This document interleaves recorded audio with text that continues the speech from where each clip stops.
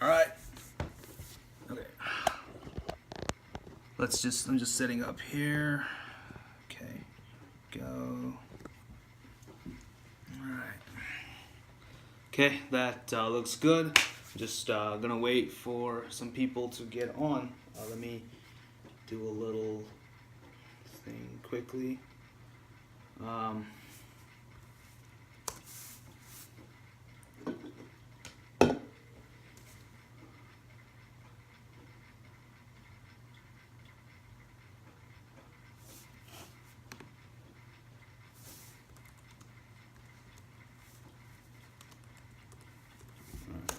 Just messaging a few people before I start talking about stuff. Yeah. Let me just move this here. All right. So, what is going on, everybody? Welcome back to the Nerdy Mark channel. I am Sid the Nerdy Mark, and this is live. Who should win versus who will win at Hell in a Cell. We are about T-minus 2 hours away from this pay-per-view, and someone has joined, whoever it is. Welcome. I am, this is interesting because, hold on, let me move the camera a little bit so I'm centered. It is a little interesting, this pay-per-view, because I would say the build for this has been a bit meh at the very least. So I'm interested to see how they're going to go about, let me just close this, how they're going to go about doing this. It could go either one of two ways. Either one, it could be a good show, it could be decent. I don't think it's going to be fantastic, but it's going to be pretty good. I think it'll be a pretty decent show. It'll be, something that, it'll be decent, or it'll just be a really big disaster. So we will see as the time goes on. As you can tell, I'm supporting my favorite WWE wrestler, Kenny Omega. No, I'm kidding. He's not on WWE, nor should he ever go to WWE for a while. Watch my podcast episode with Armbar Audio to understand why. But anyway, so I have some predictions here that I want to talk about. This is, of course, who should win and who will win. So I have two predictions per match on every single card, and I think we have about 7 to 8 matches.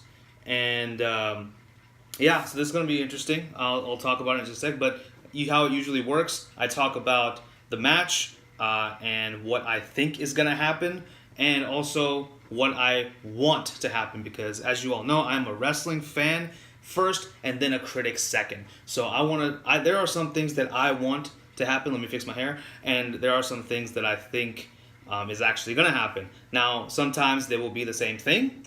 Sometimes they will be different. So we'll see. So without further ado, let me just get a sip of my energy drink here so I don't fall asleep. And let's go down the card. Splashing myself everywhere. Let's go down this card and let's talk about every single match that we have on this pay-per-view, starting with the kickoff show. And the kickoff show match is the New Day versus Rusev Day for the SmackDown Tag Team Championships. I find this very peculiar. I don't understand why it's on the pre-show. This kind of makes no sense to me. Well, I don't know what they're doing. They do something with Rusev Day. They give him a little bit of push and then just take it back. Then a little bit of push and then just take it back. A little bit of push and they just take it back. I don't understand what they're doing. I feel really bad. If I see Rusev on the street, I'm going to give him a big hug because I feel so bad for this gentleman. But with that being said, I really want Rusev Day to win this match. I really want Rusev and Aiden English to finally, beat the odds of the New Day and actually win the tag team titles, because you know what? They're a really good team and they are a very good, they're a really good team and they have good chemistry and they are just fun to watch. But what do we know about WWE and teams that we like? They have a certain team in mind. They want to push them down our throats. So Rusev Day, unfortunately, will not be taking the belts. It's going to be the New Day retaining. Hopefully, Sanity invades. I don't think it's gonna happen. I'm sorry. I really just want that to happen, mainly because I don't know. I actually am a fan of wrestling, and I'm actually a fan of good ideas.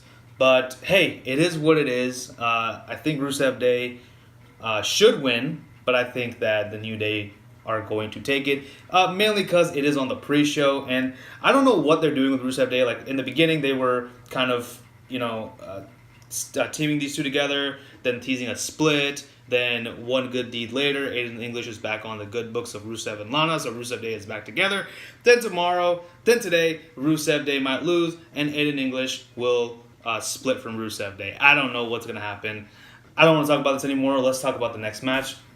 And the first match on the card, according to WWE.com, is the Raw Tag Team Championships. Dolph Ziggler and Drew McIntyre versus Seth Rollins and Dean Ambrose. First of all, why are Seth and Dean in this tag team picture? Shouldn't it have been the Revival? It would have made a lot more sense because Dolph and Drew ruined the Revival's opportunity for the Raw Tag Team titles. So obviously, the Revival should be pissed, and they should attack Dolph Ziggler and Drew McIntyre, and then they could have set up this match, and we would have actually could have seen the Revival win the tag team matches. But then again, when does WWE do what we want to do? So anyway, this is kind of an interesting match for me to predict. I really don't know what I want to happen in this match, but I think it is going to be Seth Rollins and Dean Ambrose, just because, the Shield are back together, and if they lose a match as the Shield, it's not really going to look good for them. And plus, then of course the Shield can have all the gold for a little bit, and you need that sometimes with stables. You need the Shield, you need a stable to hold all the gold for some time, and then obviously take it off subsequently. Let me get another sip of this drink. So, I think that it should be. I don't know who I think it should be. I guess just for the argument's sake, I'm going to go for Ziggler and McIntyre because I really want to see that match with the Revival. Because it would make sense story-wise. Like I said, Revival got screwed out of their title opportunities. They're pissed off. They attack Ziggler and McIntyre. Or Ziggler and McIntyre... or the Revival cost Ziggler and McIntyre the match. That could happen too. Who knows? But I don't know what to say about this. I guess I want Ziggler and McIntyre to retain, but I think it's going to be Rollins and Ambrose. And that's just for argument's sake, not really because I care about this match. So, yeah, with that being said, let's move right along. Next match is Daniel Bryan and Brie Bella versus The Miz and Maurice. Just for convenience sake, I'm going to call them the Bryans versus the Mizanins. So that's what I'm going to do. So this match is actually something that a match that I'm really intrigued about, and it could go one of two ways in my opinion. It could either be that Daniel Bryan and Brie Bella win this match, and the next night on SmackDown, Miz could come out, cut a promo saying that, you see, Daniel Bryan always needs his wife to do the dirty work for him. He can't do a damn thing by himself. Daniel Bryan can come out and say, I want you one-on-one at SmackDown 1000, brother. And that's when we set it up, because there are rumors of Miz and Daniel Bryan. No, not rumors. It's pretty much all but confirmed that the Miz and Daniel Bryan are going to face off at SmackDown 1000. So what better way to build it up than that? However, if the Miz and Maurice win, then the Miz can, of course, be like, haha, I won, I beat you, I'm the bigger man. Daniel Bryan can come out and call him a coward and point out that in SummerSlam, he needed Maurice's help when she handed him those brass knuckles. And, in Hell in a Cell, he won because of Maurice. They, of course, can do devious tactics to cheat to win this match. And then SmackDown 1000, Daniel Bryan can finally overcome The Miz and, overcome his demons, which is The Miz, of course. And that would be pretty interesting because then you have... it's a much bigger and better payoff, in my opinion, if you do The Miz winning here, and then you go to SmackDown 1000 and you have Daniel Bryan finally overcoming The Miz over there. Even though it would be better if Daniel Bryan beat The Miz on a pay-per-view, but hey, it is what it is. So it is basically, I mean, SmackDown 1000, since it is a special episode of SmackDown, it is kind of sort of like a mini pay-per-view, except you don't have to pay for it. It's just a free thing because it's on free television. So I guess that makes sense. But personally, I would like for The Miz and Maurice to win. However, I think they're just going to go for a feel-good victory right now and give the victory to Brie and Daniel. I mean, yeah, Brie Bella's back, so I guess they can't make her lose just yet. I don't understand that. I have my opinions on Brie and Nikki Bella. You can watch my SmackDown and Raw and SmackDown reviews for that. But with that being said, finally I want Brie Bella and Daniel Bryan to lose to The Miz and Maurice via shenanigans, and then of course Bryan getting his comeuppance at Raw 1000. However, I think they are going to do Bryan and Brie for this match because, Brie Bella. So, yeah. Anyway, moving on to the SmackDown Women's Championship. Charlotte Flair versus Becky Lynch. And I am surprised that this is not a no disqualification match or a steel cage match. Or a Hell in a Cell match or anything like that. I mean, I guess because we have, 2 Hell in a Cell matches on this. I don't know. I guess they don't want to do a third one. I don't know why. But, hey, it is what it is. So, I'll tell you this. Personally, I love Charlotte and I love Becky Lynch. I think both are amazing, amazing talents. But I don't understand why the hell we needed to put the title on Charlotte right now. She literally just lost it like a few months ago to Carmella. I would have been fine with her being out of the title picture for a little while, then come back and get the title again in, due time. But, Becky Lynch, she has not held the title since what? Since its inception in 2016. So that kind of sucks. And it would have really been a feel-good moment for Becky Lynch to win it at SummerSlam and, obviously not turn heel. That made no sense to me. I think it's going to be an interesting match. I think it's going to be one of the more interesting matches on this card. What I would like to happen, I would like for Charlotte Flair to lose and for Becky Lynch to win this title and possibly even have a double turn. Maybe have a double turn where Charlotte becomes a heel and Becky Lynch is more of a babyface. Even if Charlotte does retain, I would like for the two of them to switch roles as, since, and then this feud can continue and, that would be a cool thing. But I don't know if that's what's going to happen. I do feel like they're going to keep the belt on Charlotte for a little bit. But I think it should be Becky. So that's what I think.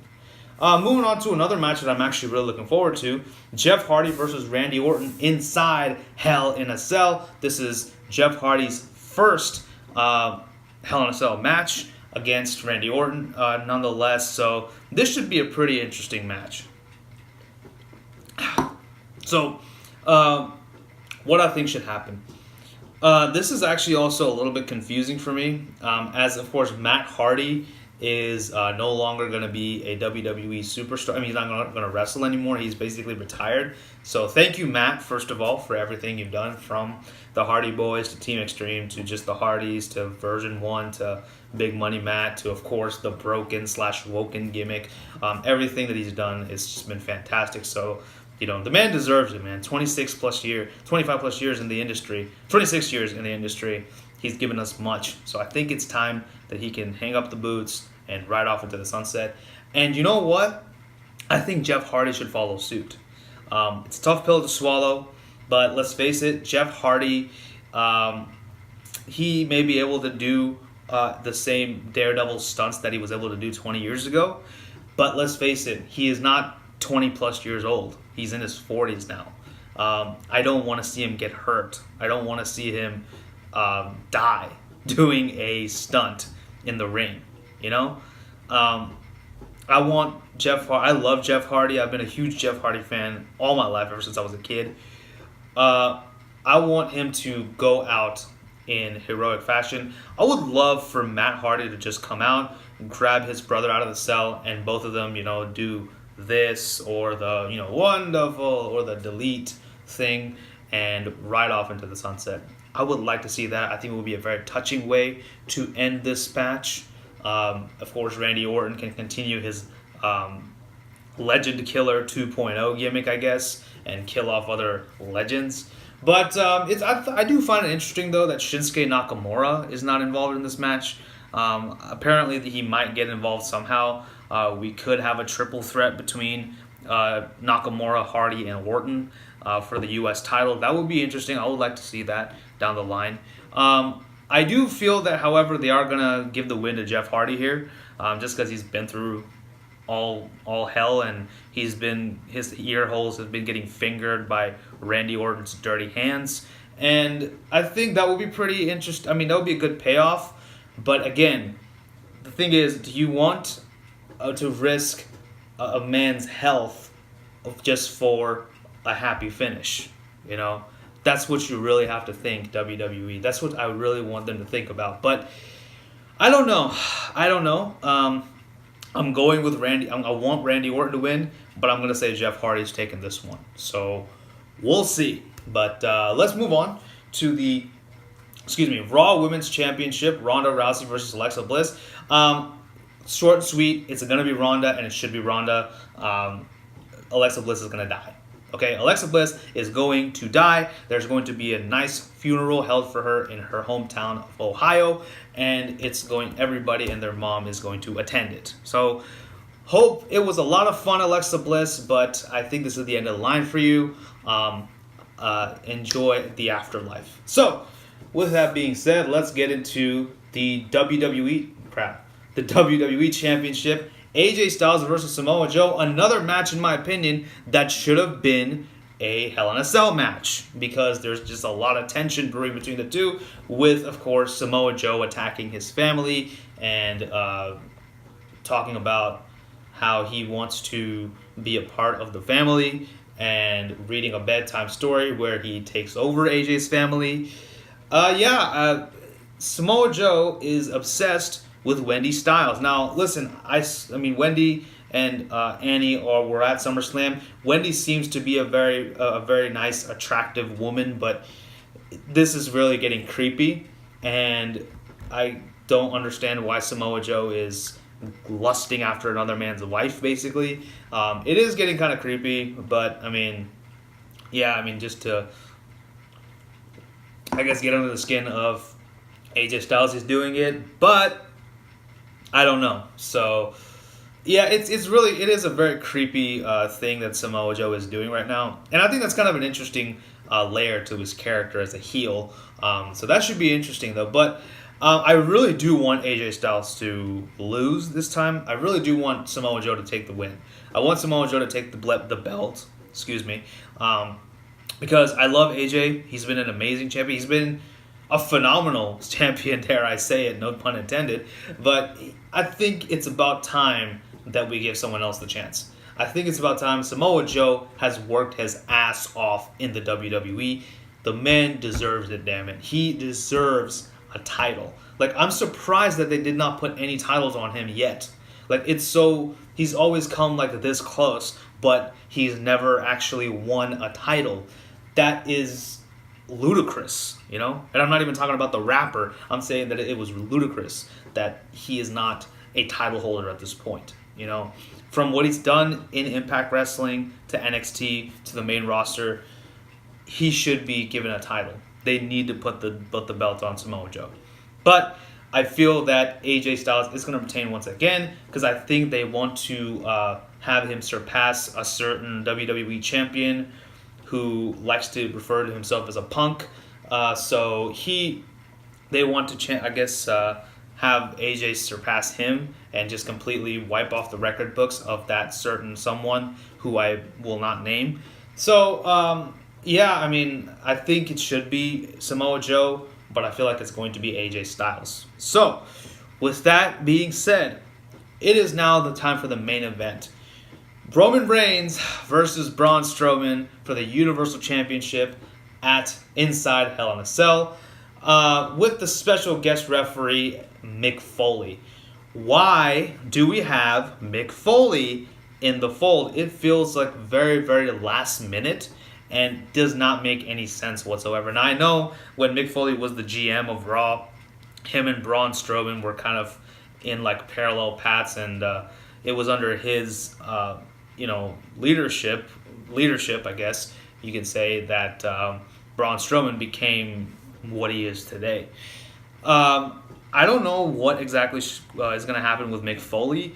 I do know that Roman Reigns is going to win, though I think it should be Braun because I think it would make more sense. But according to Vince, if Roman doesn't win, nothing makes sense in the world. So it's going to be Roman. In this case, it doesn't even matter what I want. It's going to be Roman Reigns, whether I like it or not. So it's okay.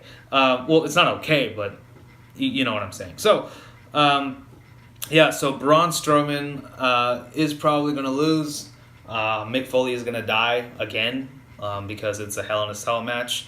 Either Braun is going to give him a bump. I know Mick Foley is apparently not supposed to take any bumps, but you never know. So, with that in mind, I do think Roman Reigns is going to win. Obviously, I would like for it to be Braun. As I said, I don't know, again, what they're going to do with Mick Foley.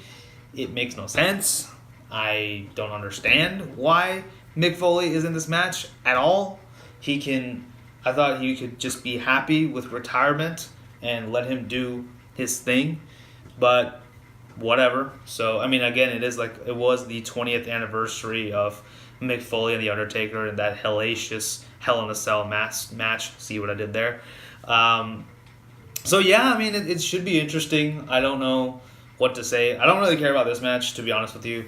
But, yeah. So, those are my picks for Hell in a Cell. I will say that I am kind of excited for this match, for these matches, for this pay-per-view a little bit. Even though, like I said, the build to this pay-per-view hasn't been anything great. It's been at the very most. However, I do think that it will be a decent show. Is it going to be like All In? No. But it can be interesting. It can be good. Within the confines of WWE, it can still be good. It can be a good show. It has the potential to be a good show. But will it be a good show? Find out on the next exciting episode of... No, I'm kidding. We'll have to just find out in about an hour, I guess. So it's about 4:22. 4:22. Oh, man, I wish I finished it 2 minutes earlier. But it's okay. So, let me know after this live, when you watch this live stream, let me know maybe in the comments, what are some of your thoughts? What are some of your picks for the Hell in a Cell? And yeah, so that's pretty much it. Thank you guys for tuning in to this live stream. I will be live tweeting throughout this pay-per-view at capital S ID capital S 92. So SIDS 92 is my Twitter handle. So you can follow me there and read all the things that I have to say, live tweeting reactions that I have for Hell in a Cell. So yeah, but I look forward to see you guys there. Once again, thank you for watching. Enjoy Hell in a Cell, and I'll see you guys very soon. Until then, don't forget to like, share, and subscribe. Follow me on social media. Tell your friends about the Nerdy Mark. Thank you all so much for your support. Thank you for watching. I love you all very, very much. But yeah, this is Sid signing off. You guys take care. Bye-bye. Okay, how do I get off of this? Hold on.